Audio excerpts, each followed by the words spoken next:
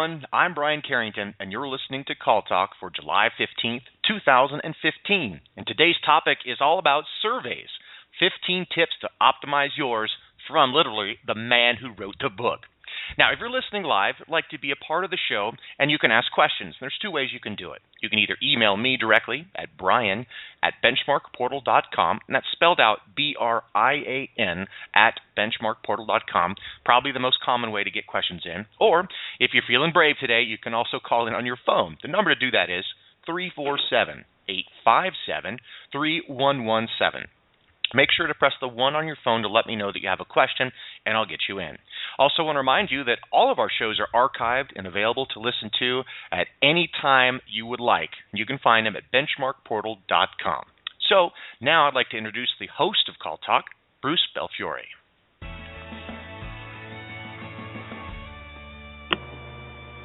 Thank you, Brian, and welcome back to Call Talk, everyone, on this fine July day. And today's topic is, as Brian mentioned, survey tips and tricks, the Fast 15. And joining me and Brian today is our colleague, Amy Novak, who will help me grill our guest like a midsummer hamburger. How are you doing today, Amy? Barbecue. Hey, that sounds pretty good, Bruce. I'm doing well, actually, now that you got my mind going elsewhere. Okay, good. Yeah, barbecued Benecom. Let's see. Okay, well we have an expert for all of you, Dr. Fred Van Benecom, who was our guest expert, as many of you will remember, for Call Talk episodes on Net Promoter Score and Customer Effort Score in 2014. And both of those episodes, which you can access in our Call Talk archives, were, to say the least, mildly explosive in that Fred critiqued the research basis for using these metrics to improve customer loyalty. So he was really taking shots at some of today's sacred cows. So since we are within earshot of the 4th of July, I thought we'd get Fred back for some more fireworks. How you doing today, Fred? I'm fine, but maybe, not only are we 10 days away from the 4th of July, we're also only a day after Bastille Day, where there were some fireworks as well, so maybe even more appropriate. Okay, yeah, we can storm a couple of prisons or something, right? Exactly. You can call me Robespierre right now. That's right. Okay, good. Well, yeah, Fred can mix up some more Molotov cocktails for us. And, your critique of... What's that? Wrong war. Wrong war. That's true. We gotta keep our wars straight, darn it. So anyway, your critique of NPS and customer effort score were really powerful calls to thought for call center managers. So an appeal to go beyond the platitudes and figuring out what's really important for your center and not just what the buzz is about. So let me give everybody a quick refresher on the good professor's background. Fred's the author of Customer Surveying, a Guidebook for Service Managers.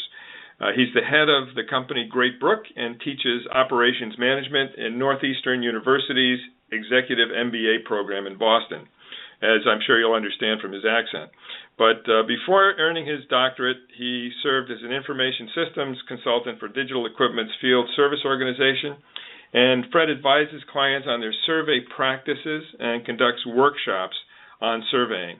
And I'll have more information on his September course at the end of the show.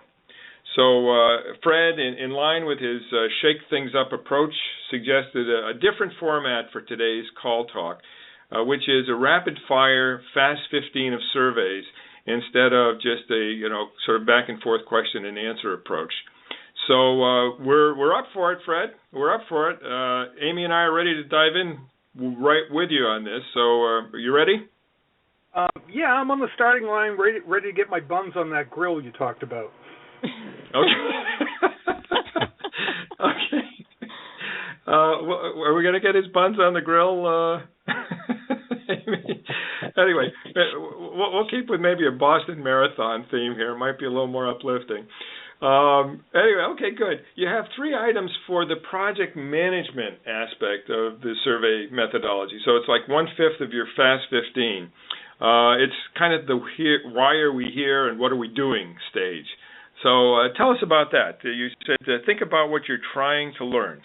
Dive into that for us, Fred. Yeah.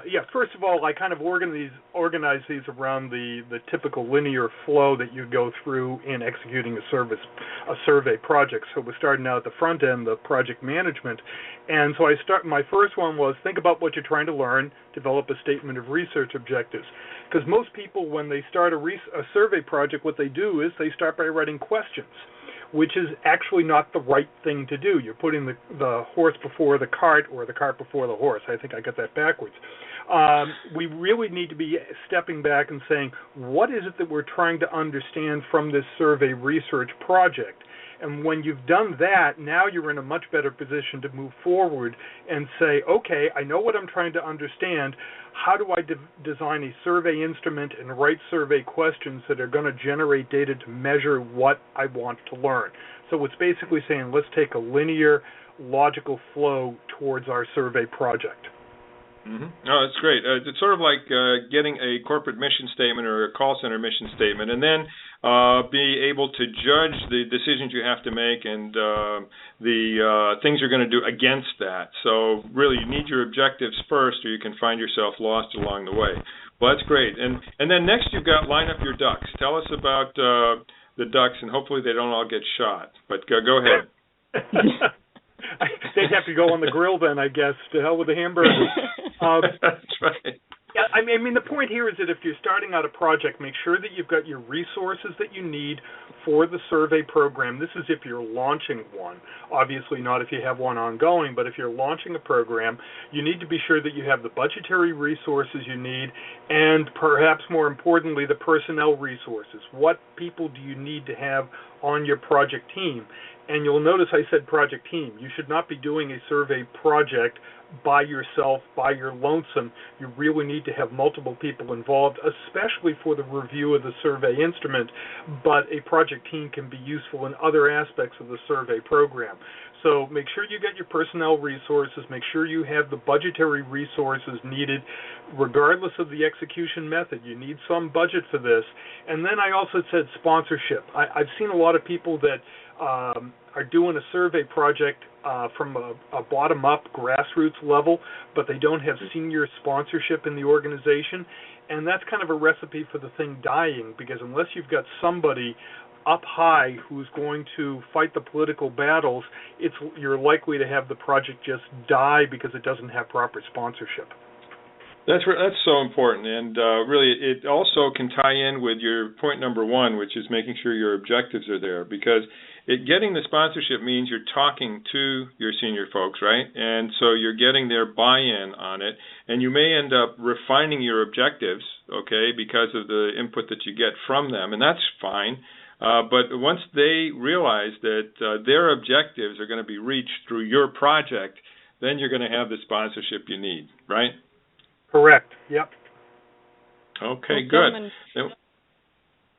My thought process here, and I'm hoping I don't take us down a completely different path, but I may, because as I was looking through some of these points under the project management that you provided, Fred, the next one coming up, my mind must have went adrift, because what came to mind was Marcia. And the point was motivate. So I was hoping you could share with us a little bit more in terms of motivating and who that would be to motivate. Yes, well, the point in my Marcia one, which is kind of the opposite of it, because that demonstrated a certain degree of boredom, I guess. Oh, Marcia, is that we want, one of the challenges that every surveyor faces these days is getting a good response rate. And there's no silver bullet to getting a good response rate, and it's getting tougher and tougher to get a reasonable one. So when as you're going through the entire program, especially in the questionnaire design phase and the survey administration phase, you want to be asking yourself, am I motivating my respondent, my target audience, to move forward through the surveying process, or am I turning them off? So always have in the back of your mind, am I motivating them to move forward and give us good, accurate, legitimate data? And that is a very interesting way of thinking about that, knowing we have encountered personally as well as professionally hearing individuals that are on survey overload. Mm-hmm. Absolutely. And in fact, I'll give you an example. I just got, and this is a legitimate example from my town, I got an email invitation to take a survey having to do about well management, and I mean well as in water wells, because my town, all of us are on private wells, and it's from a startup company that's basically going to try to sell well monitoring services to residents in town. And the introduction, the email invitation, talked about how they're working with the state and local boards of health, blah, blah, blah, blah, blah, but there was no statement of anonymity, no guarantee of confidentiality. And the survey was not anonymous. I could tell from the website address that came up when I went to start the survey. So right away, they did things that killed my motivation to go on, because I'm not going to tell them what I'm doing with my well if there's a fear that the information I provide them might wind up being shared with my local board of health. Mm-hmm. Mm-hmm. So, you got to think through what you're doing, and it might be really stupid what you're doing. That's right. Okay, that's not pulling any punches there. Well, when you were saying Marcia, and I was thinking of the grilling. I was thinking marshmallow. But anyway, so getting on to s'mores. S'mores, I knew you were going there, yeah. Getting on to s'mores. We can go on to the questionnaire design. So you have here, talk to the people, do some field research for attribute identification. Tell us about that one, Fred. Yeah, and I'm trying to work in a graham cracker link in here next. But when I'm saying talk to the people, do some field research. When you're writing the survey instrument, writing the survey questions, most people are going to write the questions by sitting with the project team in some type of a brainstorming session, and somebody's going to sit at their desk and write questions. And that's fine. That's going to be the bulk of the questions that are going to be on the survey, and that's a legitimate process. But do you really know all of the things? We're doing the survey in order to understand what's of concern to our customers.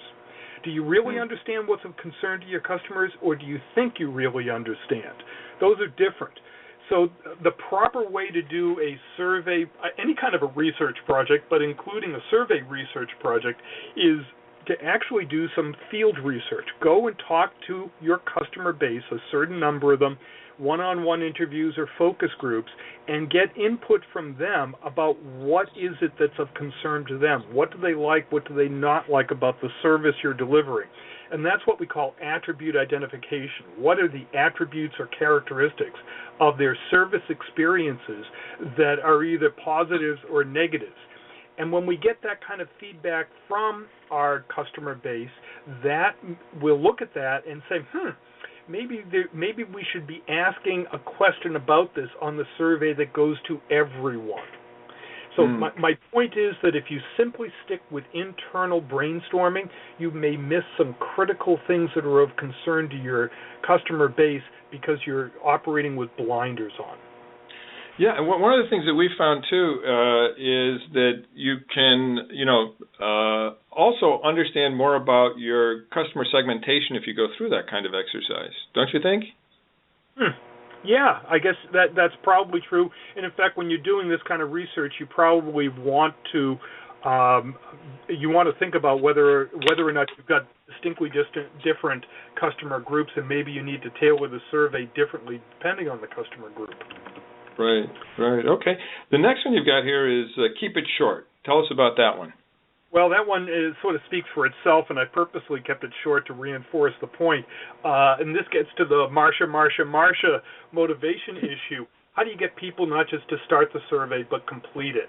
And getting them to start it has to do a lot with the invitation and the introductory screens. Helping make sure they go all the way through it is by keeping the survey really on target and making sure that it's not too long. We tend to make the mistake as survey designers, many people, of thinking our respondents will give them, an hour and a half. I'm exaggerating there, but we'll go through a really long survey. And the fact is, most of us are too pressed for time and of interest to do a survey that's more than just, a couple of screens long. Especially if we're talking about a call center transactional survey, that should be quite short. If you go more than 10 questions, boy, you better really justify why you're getting that long. So short and sweet makes a lot of sense in our world to try to get a decent response rate. looking at and just keeping with the theme of things, throwing another one in, the next tip and trick that you have, Fred, listed is organize into topical sections, and the first thing that came to mind, tropical, so we've got to get our shrimp on the barbie. But I was hoping you could explain a little bit more as it relates to organizing into topical, not the tropical, sections. Well, we want to keep all the tropical people in the tropics. But, I mean, just playing on that, the idea, pardon me, I'm from Boston, I got to say it right. The idea here is that we should try to organize the survey in topical sections. So if you've, in a call center survey, it might be, if you think about the nature of the way the customer encounters your services, they, first they call up, then they interact with rep number 1, they may interact with rep number 2, then they go to resolution. So you would try to organize the survey in the basic way that the respondent encounters you, and ideally you want to organize the survey along topics. So maybe it's about, you have a topic on accessibility issues, then you have a topical area around agent, then maybe it's about the knowledge base. Whatever the topics are for the survey, ideally if you organize them in topical sections, you can then have, assuming it's a web form survey, one web screen per topic. So you can have, and the advantage of that is we're doing is setting the respondent's mental frame, which means we're telling the respondent, think about this topic, and now you're asking them questions about that topic. So you're keeping them focused. And when they complete the questions about that topic, they get a sense of accomplishment, they click next, they're on to the next screen, the next topic. So just think of it this way. You could have a 30-question survey, which sounds awfully long. A 30-question survey all on one screen is going to feel a lot longer than, say, a survey with 6 sections with 5 questions each. Okay, great. Perspective, We're going to have to.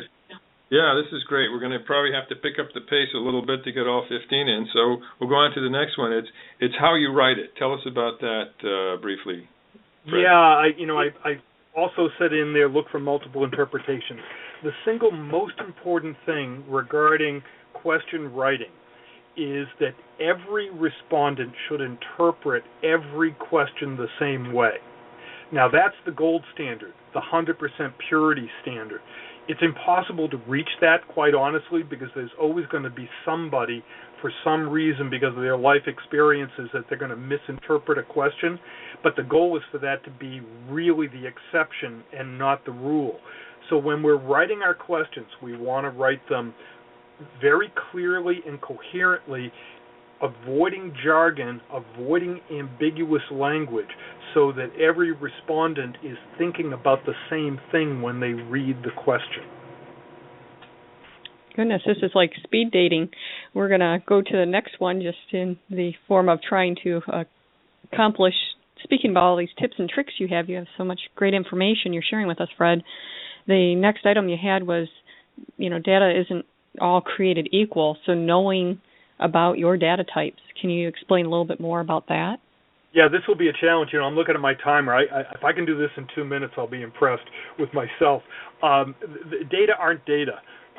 There are actually 4 different types of data, and I may be bringing up some bad memories from a statistics class for the listeners here. There are 4 different types of data: nominal or categorical, ordinal, interval, and ratio. These are different types of data. They have different data properties, and the key point is the analysis that we can do of the data differs based upon the data type. So very quickly, when we ask just a checklist question, please check which of the following applies, that's nominal or categorical data. The only analysis we can do is the percentage of respondents who checked each item. Ordinal data is where the items have some order to them. So we may be asking the respondent, where do you fit in this continuum? The beauty of ordinal data questions is we can do cumulative frequency distributions, the percentage of respondents that check the boxes up to some point or down to some point. It's a more powerful interpretation.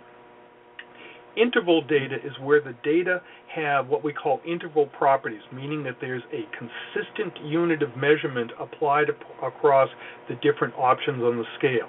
So when we use 1 to 5 or 1 to 10 scales, ideally we want those questions written so that we are generating truly interval data, meaning that the distance, the cognitive distance for the respondents between a 1 and a 2 is the same as the distance from a 2 to a 3 and a 3 to a 4 and a 4 to a 5, etc.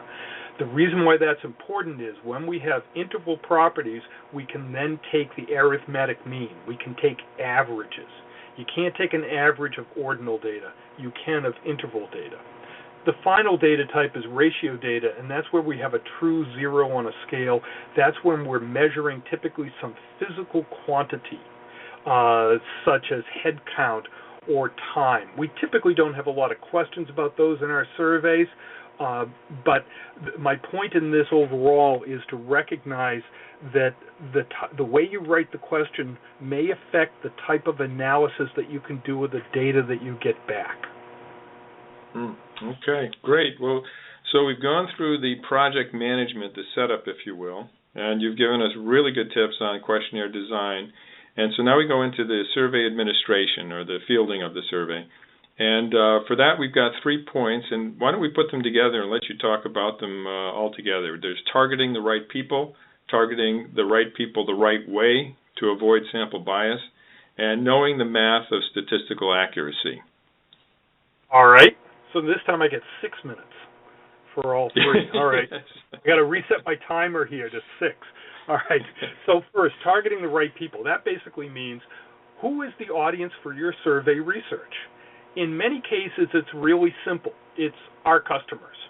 But in many cases, it's more complicated than that. And I have had hour-long, 2-hour-long discussions with clients when we're at that point of saying, all right, who's on the invitation list? Is it all of the customers? Is it the more recent customers, customers with a certain annual volume level, the customers who have called the call center in the last month or last week? Who is it? So we really have to make sure we know who is the proper target for the research. And many times in surveys that I do with clients in the customer support area, we may actually do 2 different survey instruments, basically conduct different surveys of different people in the customer organization. That's if we're doing a B2B, a business-to-business survey. We may survey the person who owns the relationship, but then also survey the person who is the day-to-day contact. Those are different people in the target audience company. So you've got to step back and ask, who should we be surveying? Many times it's simple, many times it's not. So you want me to dive into the next one, huh? That one only took, I had 40 seconds left over, so I'm going to apply that to the next one. You're doing great. You're doing great. Keep on going. It's a zero-sum game here. So target the right people the right way. That mean, and what I mean here is avoiding sample bias. Ideally, when we survey our audience, we want to be sure that we're not doing something that leads us to get the people who actually take the survey to not be representative of the people as a whole. So if there's something we're doing that means that we're not getting the proper representative mix of people taking the survey, and that's what we mean by a sample bias. Maybe we're surveying right before some holiday, some ethnic holiday, and we're not aware of it, which means you wouldn't get people who belong to some religious group taking the survey. Who knows what it is, but we want to step back and ask ourselves, am I introducing some type of a bias from the way I've done it? I talked with somebody who worked in the help desk for a university, and they were doing a survey of faculty members, administrative people, and students. And because the project got delayed, they wound up sending out the survey invitations right after finals week. Well, at that point, I can tell you as a university professor, right after finals week, I'm more focused on getting my grades done. So the last thing I'm going to do is take a survey. However well-intentioned, I'm not going to be taking the survey. So depending upon the timing in that kind of a situation could dramatically affect who would take the survey. So basically, step back and ask yourself that question. Is there anything I'm doing that's going to lead to what we call a sample or selection bias? And I can give you tons of examples of these, but I only have 7 seconds left. Well, you have done very well, Fred, with summarizing those points for the survey administration within the time that you have allotted yourself. Well, now I got the tough one, though. Know the math of statistical accuracy. And this one I can't really do simply on a telephone without the aid of some type of a chart that I use in my workshops, in fact. And I actually have a website, an article on my website that talks to statistical confidence. So if you ran a search on statistical confidence, greatbrook.com, you'd get to that article. The key point here is to recognize that as your sample size gets smaller, the number of people who actually complete the survey gets smaller, your statistical accuracy is pretty darn poor. The more responses you get, the higher the accuracy, and there's kind of an inflection point. If you just get a small handful of responses, you have very poor statistical accuracy. And I raise this in particular because the audience here is primarily call center people. And a lot of people use surveys to measure the performance of service of their representatives, their agents. And I've seen call centers that are trying to use in performance appraisals 5 or 10 completed surveys per agent. And I can tell you over the course of, say, a month or a quarter, and this is because of the cost of doing the surveys, and I can tell you the statistical accuracy of 5 or 10 completed surveys per agent is really poor. It may be an indicator, but boy, I would never want to use those few data points to engage in performance action for an employee. Maybe an indication that maybe some training is needed, but I wouldn't want to put the person on notice based upon a very few data points. And I've seen that done. Okay, great. Yeah, I can see that very, very clearly. Okay, so the last group of questions are analysis and reporting, and we'll have to sort of knock those down to maybe a minute each. So the first one is fight the fires immediately. Tell us about that. Well, when you send out the survey, you're going to get responses, we hope. Some of those responses are going to be people that are they're screaming for help. So that's the fire. So you need to fight the fire, look at the responses as they come in. If you have some response coming in where somebody is mad as hell, you need to call them back immediately. Not a day later, not 3 days later, but as quickly as possible, because you're just throwing fuel on that charcoal grill. So that's my point there. Fight that fire right away.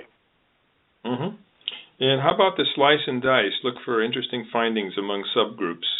Well, this kind of plays into something you said earlier, Bruce, which is that in most of our surveys, we have subcategories of customers. And what we really want to do is look at what are the different groups of customers and saying, do we see something interesting? For example, I had somebody in a class once who worked for a bank, and when they looked at customer satisfaction by length of time as a customer, there was a decided drop-off in satisfaction levels for customers of 5 years or more, which isn't really a good thing for long-term customers to be less happy, I'll suggest. So slice the data. If you find out that there is something weird going on with a particular customer subgroup from when you slice the data. Excellent. Okay. And then I love the next one. Explain the impact. Well, yeah, this is the toughest one of all. When you do the survey, you get the data back, you hand it off to the numbers guy in your group who loves to live in spreadsheets. They're going to crunch some numbers and come up with stuff, but just presenting the numbers to your management team is going to get a big yawn, yawn, yawn, the Marsha type of response. What does it mean to the business? What have we seen? What does this mean? What's the impact of the survey findings towards the way we operate? What do we focus on? And explaining it to yourself is the first step, isn't it? Because you can't explain it to others really well until you've really internalized it yourself. And that's the challenging but also the fun part of a lot of research. And that feeds right into the last one, close the loop. Tell them what you've learned and motivate. So tell us about that one. Yeah, and this gets back to the first one in the project management about motivating. In a call center environment, we typically have ongoing survey programs where we're surveying our customer audience on a repeated basis. Well, when are they going to?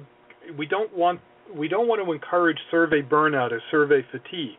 We want them to want to take the survey every time we ask them to take it. Now, they're not going to take it every time, but we don't want them to only take it when they have an axe to grind, which is an example of a sample bias. So part of the way we motivate the respondent group to know that this is of value is to close the loop with our respondent group. Tell them what you've learned at a high level from the survey and what action you're taking. So this is closing the loop with the customer base. Maybe it's in a quarterly newsletter. Maybe it's something on the website. Who knows I don't know what the communication method you have, but tell them at a high level what you've learned and the action that you've taken based on the survey program findings, and they're more likely to approach the survey the next time recognizing it is a valuable instrument for feedback. There you go. Building credibility. That's really key. Yeah. Okay, well, these have been great fast 15 tricks and tips. Really, very, very meaty. We've really gone through them in detail, but also quickly. I think we've got time for one question. Do you have one there, Brian? Yeah, I sure do. This one comes from Miriam emailing in to me, and the question is this. We're looking to revise our survey. What happens to our trend data? Great question. This is one of the real problems when you're doing a survey program and you're just kind of thrown it together and then you get serious, is that there's always some managers that have that trend chart in their office and they're trending what's happening.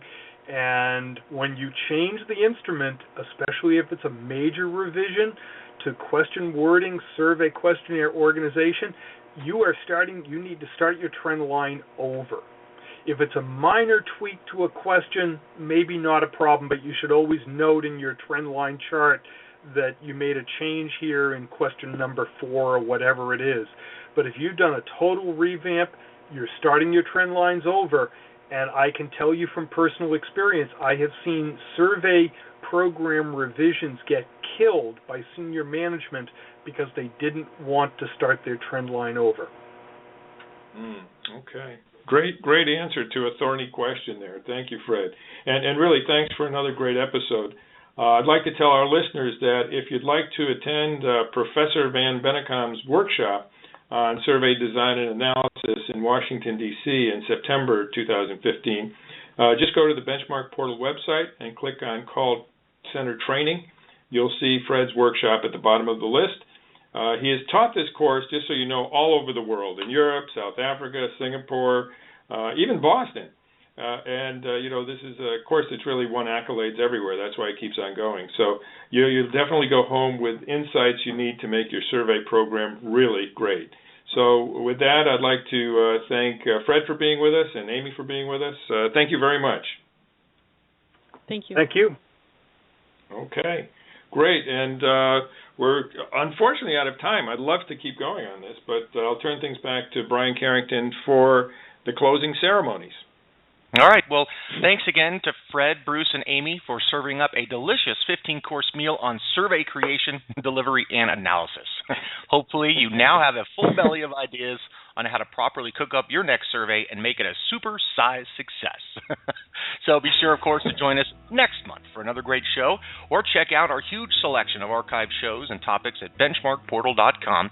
Then click on Call Talk, where you'll find over 5 seasons of our show. So, of course, from all of us here at Benchmark Portal, keep those headsets steady and your fingers ready. This is Brian Carrington signing out. Have a great day.